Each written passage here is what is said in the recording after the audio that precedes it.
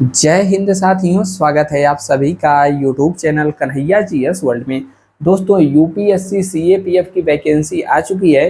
तो इस वीडियो में हम लोग बात करेंगे कि यूपीएससी सीएपीएफ आखिरकार है क्या और कौन कौन इस फॉर्म को अप्लाई कर सकता है, इसमें एलिजिबिलिटी क्या है, इसमें फिजिकल होता है कि नहीं, फिजिकल कैसा होता है, ठीक है, इसमें हाइट, चेस्ट, वेट कितना लिया जाता है, मेडिकल स्टैंडर्ड किस लेवल का होता है और इसमें एलिजिबिलिटी यानी कि कौन कौन लोग अप्लाई कर सकते हैं, एज कब से काउंट किया जाता है, इसमें एग्ज़ाम पैटर्न और सिलेबस क्या है नवीनतम, और इसके अलावा इसका एग्ज़ाम डेट ऑलरेडी क्लियर है, 4 अगस्त 2024 को इसका एग्ज़ाम भी होना है। तो चलिए शुरू करते हैं वीडियो। देखिए, सबसे पहले यूपीएससी सीएपीएफ इसका फुल फॉर्म होता है यूनियन पब्लिक सर्विस कमीशन, लोक सेवा आयोग, संघ लोक सेवा आयोग के अंतर्गत पेपर होता है। और सीएपीएफ का मतलब होता है सेंट्रल आर्म्ड पुलिस फोर्स, ठीक है, इसको असिस्टेंट कमांडेंट भी कहा जाता है। देखिए, इस बार जो पदों की संख्या है टोटल 506 है और विभिन्न विभाग जैसे बीएसएफ यानी कि बॉर्डर सिक्योरिटी फोर्स में 186 पद हैं कमांडेंट के, और CRPF central reserve police force में 120 पद हैं। वहीं पर सीआईएसएफ यानी कि सेंट्रल इंडस्ट्रियल सिक्योरिटी फोर्स में 100 पद हैं और आईटीबीपी में 58 और एसएसबी में 142। टोटल यहाँ पर 506 पद इस बार आए हुए हैं, ठीक है। अब इसमें देखिए क्वालिफिकेशन क्या होता है कि जनरल ग्रेजुएशन आपका होना चाहिए, यानी कि आप ग्रेजुएशन पास हैं या फिर लास्ट ईयर या लास्ट सेमेस्टर में भी है तो अप्लाई कर सकते हैं, बशर्ते जब इसका मेंस यानी कि जब इंटरव्यू वगैरह होता है उस समय आपका मार्कशीट अपने हाथ में होना चाहिए, ठीक है। और इसमें मेल प्लस फीमेल दोनों लोग अप्लाई कर सकते हैं। अप्लाई फीस लगता है मात्र यहाँ पर 200 रुपया। और यहाँ पर डेट की बात करें तो 24/4/2024, और लेकिन जो लास्ट डेट रखी गई है फॉर्म की 14/5/2024 तक लास्ट डेट है अप्लाई करने की। और इसमें ओटीआर यानी कि वन टाइम रजिस्ट्रेशन भी अनिवार्य रहता है। तो यूपीएससी की ऑफिशियल वेबसाइट पर जा करके आप ओटीआर को फॉर्म फिल करके इस फॉर्म को भर सकते हैं, ठीक है। इसमें जो एज क्राइटेरिया है 20 से 25 वर्ष जनरल कैटेगरी के लिए रखा जाता है। और एज कब से काउंट होगा तो 1 अगस्त 2024 से। यदि आप ओबीसी कैटेगरी से हैं तो 3 साल का छूट मिल जाता है, यानी कि 25 की जगह आप 28 साल आपको दिया जाएगा। कब से काउंट होगा तो इसी डेट से काउंट होगा। एससी एसटी कैटेगरी से है तो 5 साल का छूट मिलता है। और परीक्षा में 1/3 की निगेटिव मार्किंग है, इसको भी आपको याद रख लेना है, ऑफलाइन परीक्षा होती है, ठीक है। अब यहाँ पर देखिए सिलेक्शन प्रोसेस, ठीक है, यानी कि आपका इसमें सिलेक्शन कैसे होता है। तो देखिए, इसमें परीक्षा के कई चरण होते हैं। तो इसमें आता है लिखित परीक्षा, यानी कि रिटन एग्जाम जो है कि ऑफलाइन होता है। आपको ओएमआर पे गोला भरना रहेगा पेन से। पहले ही दिन 2 पेपर होते हैं, सुबह में और शाम को, ठीक है। सुबह वाला 10 बजे से और शाम वाला लगभग 3 बजे से 2:30-3 बजे से स्टार्ट होता है। सुबह वाला जो पेपर होता है इसमें जीएस का क्वेश्चन पूछा जाता है, जिसमें हिस्ट्री, पॉलिटी, इकोनॉमिक्स, ठीक है, करंट अफेयर वगैरह ये सब शामिल रहते हैं।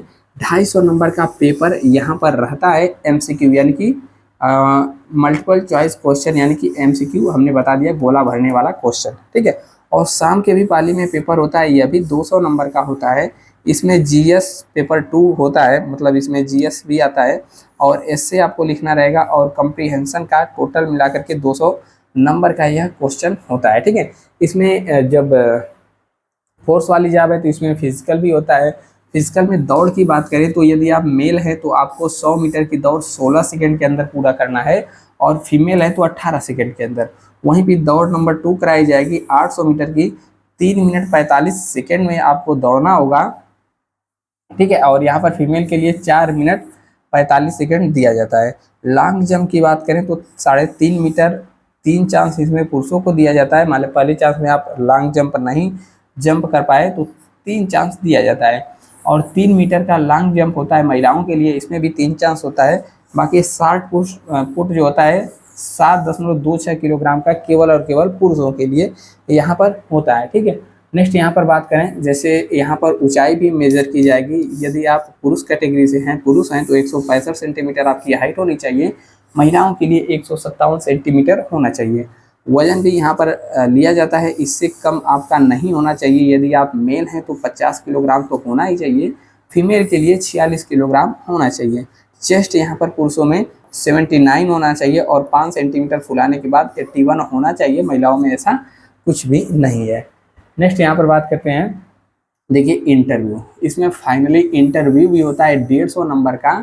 तो जो आपकी फाइनल मेरिट लगती है वह किस पे लगती है, जो आपने रिटन एग्जाम दिया है और इंटरव्यू पर मिला करके आपकी फाइनल मेरिट यहाँ पर लगती है। इंटरव्यू भी 150 नंबर का होता है, ठीक है। पूरा नोटिफिकेशन आपको Telegram channel Kanhaiya GS world पर मिल जाएगा।